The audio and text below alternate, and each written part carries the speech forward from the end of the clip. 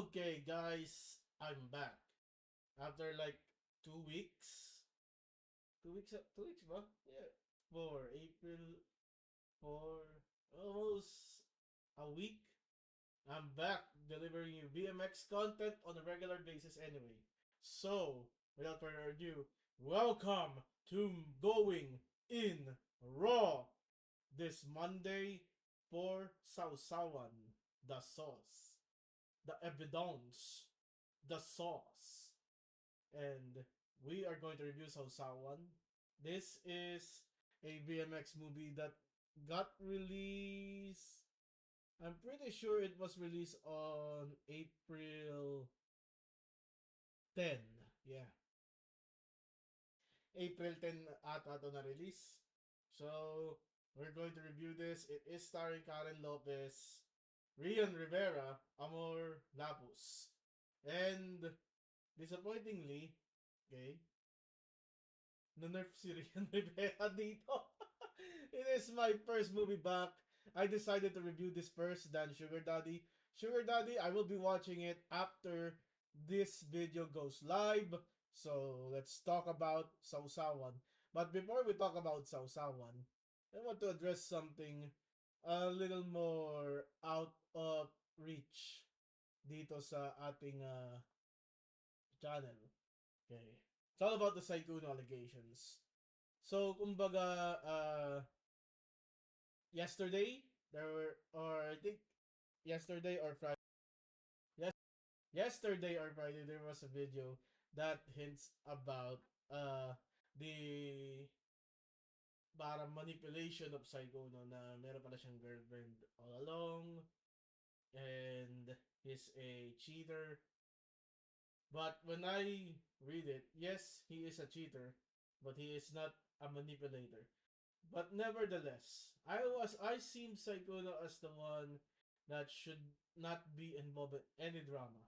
Yung kanyang personality kasi is a broke boy, you know? Boy next door.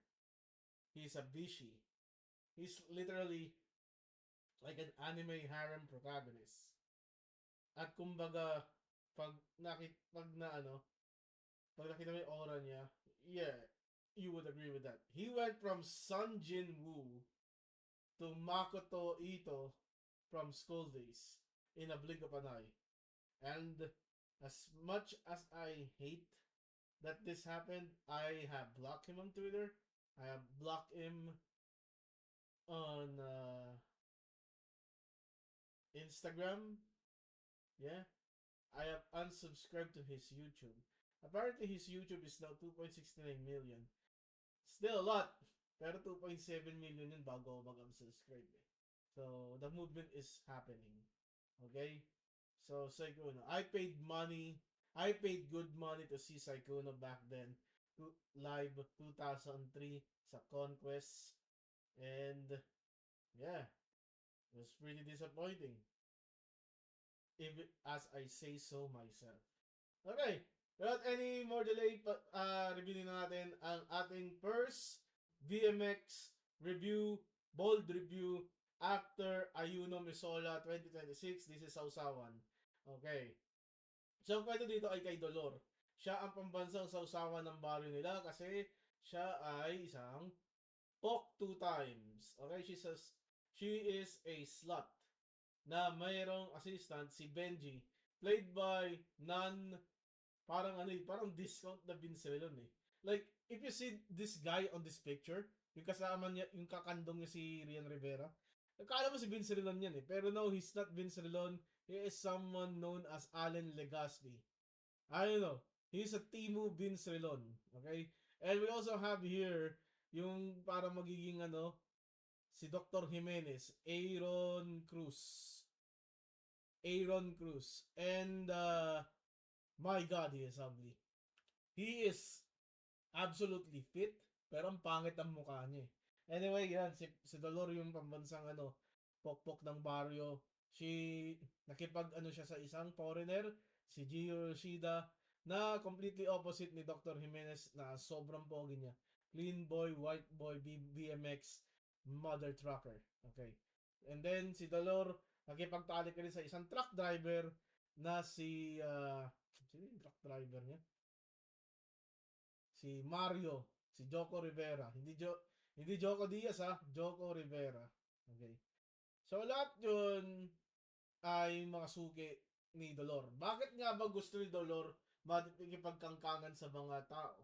Kasi ang kahinaan ni Dolor dito, ayon kay Baste, is she wants to go to Manila. And trust me girl, you don't have to go to Manila. Okay? Ang busy ng lugar na to. Ang traffic, ang init. Ah, minsan mabaho, tapos may mga tao na walang pakialam kung natutulog ka kasi doorbell ng doorbell. Speaking from my original experience. Okay. So si Baste, yung kaibigan ni Dolor at ang kaibigan rin nila ay itong si Rian Rivera na si Ada. Hindi Ada Wong Ada Wong. Yun. Ada Wong. Saving the business. One cock hold at a time. One sauce at a time. Anyway, yun. Si Ada may gusto kay Baste. So dinala niya si Dr. Jimenez para makuha niya ang loob ni Dolor. Okay? Tapos, para si Baste selos kasi gusto niya si Dolor, para masolo ni Rian o ni Ada itong si Baste. Okay? At, ito na yung complicated part. Okay?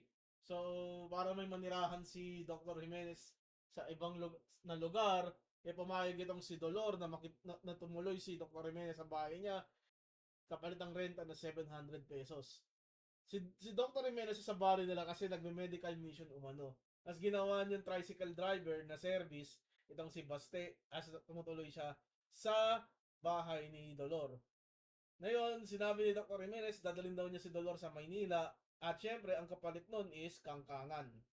Ang totoo dito, hindi yun totoo at womanizer itong si Dr. Jimenez kasi kinangkang rin niya si Amor Lapus na si Mirna na parang business or business rival, business competitor ni Dolor sa Ihawan. At alam mo ba bakit patok yung Ihawan ni Dolor kumpara sa Ihawan ni Aling Mirna? Dahil ito sa sausawan, sa dipping sauce. Anyway, pag may nakikita akong vlogger na sinasabi na, let's go make the sausawan or the dipping sauce. Technically, sausawan is sauce in Filipino. Sausawan is not specifically a specific sauce you use to dip. Okay? Ketchup is a sausawan. Vinegar is a sausawan. Basta sausawan, it's sauce. It's not literally the sauce used for barbecue. I think, naging it went from the generic translation ng sauce to barbecue sauce. If you get what I'm getting. Okay. Anyway, nagkasagutan dito si Dr. Jimenez sa si Baste. Naglasing si Baste. Rian Rivera did her thing. She showed her boobies and then they had sex. While Amor and Dr. Jimenez also have sex. And Dr. Jimenez and Mirna also have sex. Then, sumugod yung asawa ni Dr. Jimenez, si Mrs. Jimenez, exposed that Dr. Jimenez is married. Umalis na si Dr. Jimenez, tapos ang ginawa, nagsorry itong si Dolor kay Baste kahit inunaan na siya ni Ada at nagkipagkangkangan siya. And then, ayun, Amor tuloy Dolor left the barrio to go to Manila herself. Fine, she'll do it herself. Yeah, it's very romantic.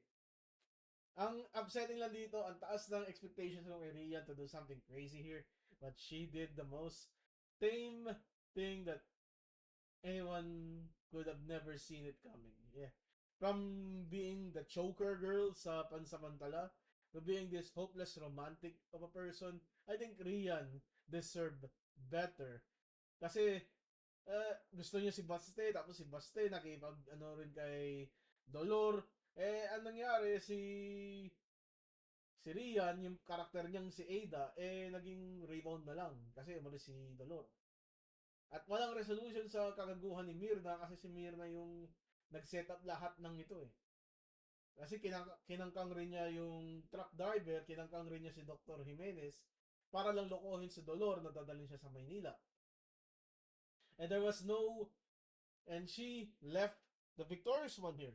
Okay? Walang nangyari sa kanyang masama. Walang revenge. Walang revenge na nangyari kina Mirna. Okay? Umalis si Dolor, which is what Mirna wanted. So, I think Dolor and Ada just got the short end of the stick of this one. Okay, so that's my recap of this movie. Let's go with the tier list para ma-review natin to. And go watch Stepdaddy later. Okay, so Stepdaddy. What do you got? Stepdaddy. Saan ka na? Scout CG. Okay. So I'm gonna read sa usawan. Smack bang in the middle. Okay? Very mid of a movie, very average, very safe.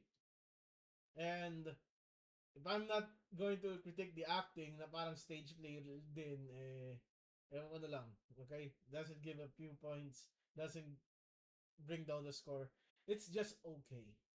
Okay, so yeah, this is my review for Sausawan. Our next review will be Stepdaddy, and I'm gonna be watching it after the publishing of this video. Peace out.